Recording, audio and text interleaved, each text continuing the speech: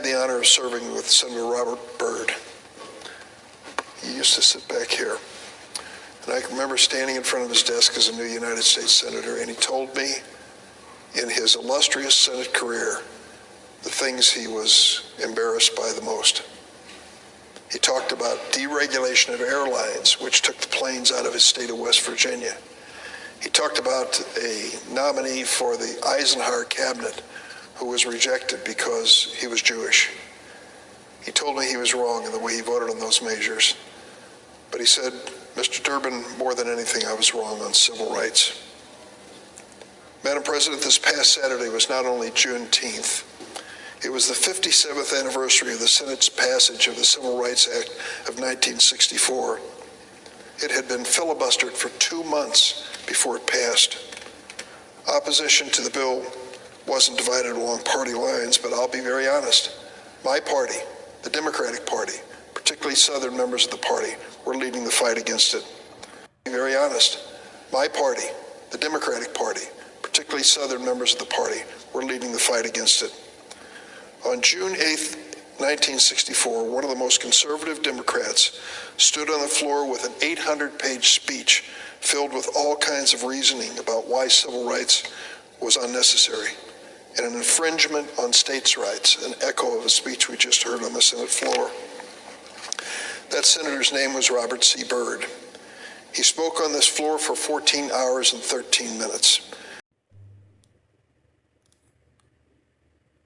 I had no idea that the passage of civil rights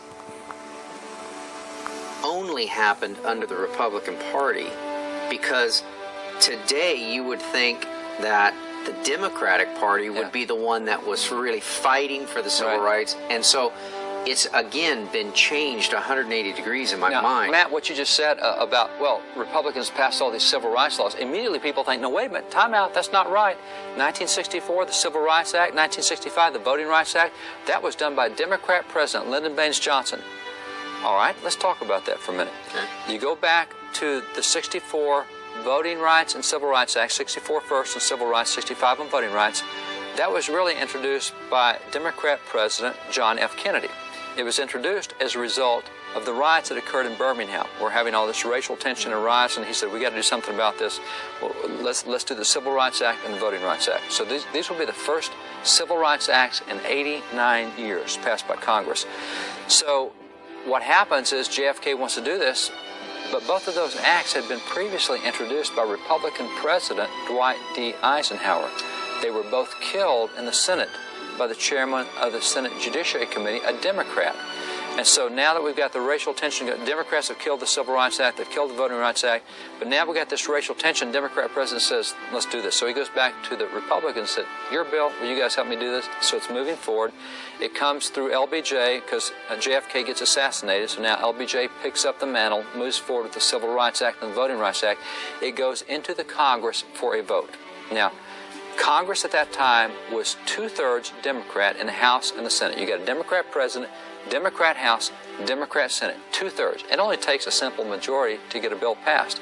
It only takes 269 votes to pass any bill through the House and Senate if you have control. So they've got 315, they need 269, they got 50, 60 votes to blow. They only came up with 198 votes on the Civil Rights Act. Democrats had it totally in their power to pass the Civil Rights Act of 64, the Voting Rights Act of 65. According to the records of Congress, they didn't even get close to it. Where'd the help come from? It came from Republicans who overwhelmingly, who voted nearly 83% of Republicans voted for those two acts, only 62% of Democrats voted for those two acts. Had it not been for Republicans, the Civil Rights Act of 64 and the Voting Rights Act of 65 would not have passed.